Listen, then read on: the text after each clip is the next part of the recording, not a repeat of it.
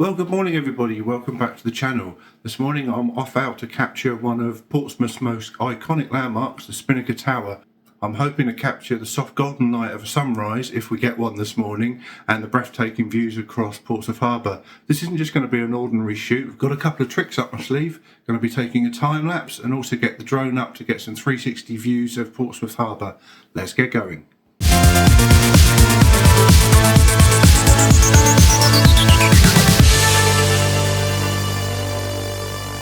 As we make our way to the perfect vantage point, let's talk about why sunrises are such a magical time for photography. The light is softer and there's a calmness to the environment that makes the whole experience feel more serene. The warm tones of the sun gradually kissing the cold cityscape just creates some of the most amazing photos.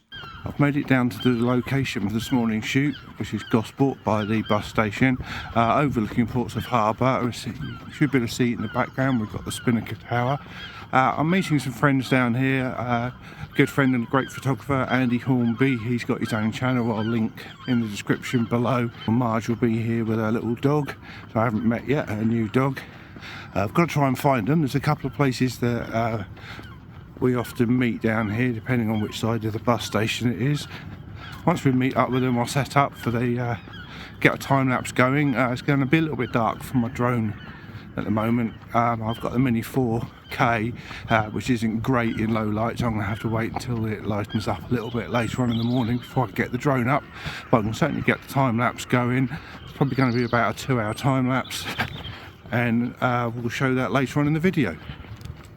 We've arrived. As you can see, the sky is starting to brighten. I've set up the camera on the tripod to start a time lapse. This is a great way to show the transition from night to day in just a few seconds. The clouds, the city waking up and the sun creeping over the horizon. Time-lapse is a perfect way to emphasise the motion and passage of time. So I'm now set up for my time-lapse. I've got the camera on the tripod. We've got the iconic clock in the foreground, a little bit of rocks in the foreground as well. And then in the background you can see you've got the Spinnaker Tower. So if you can see the back of my camera.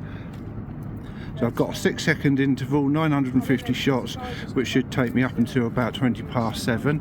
So let's get this cracking and see what we can do.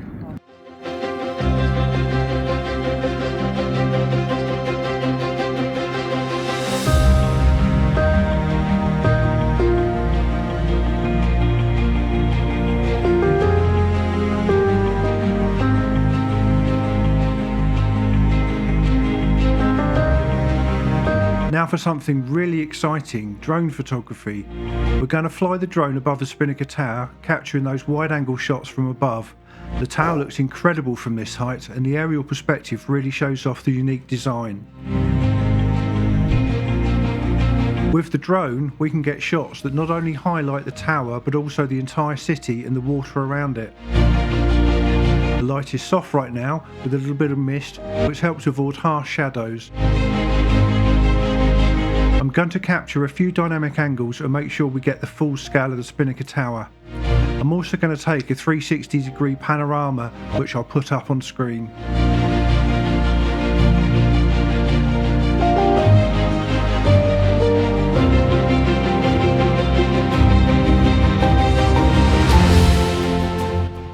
Finished for the morning now, getting a little bit chilly, been down here for about 4 hours, just heading back to the car, looking forward to getting back and seeing what our shots have come out like. Got some really good time lapses. I took a long time lapse on my main camera, and I've also used my phone and my gimbal to get a panning time lapse, which will look really good.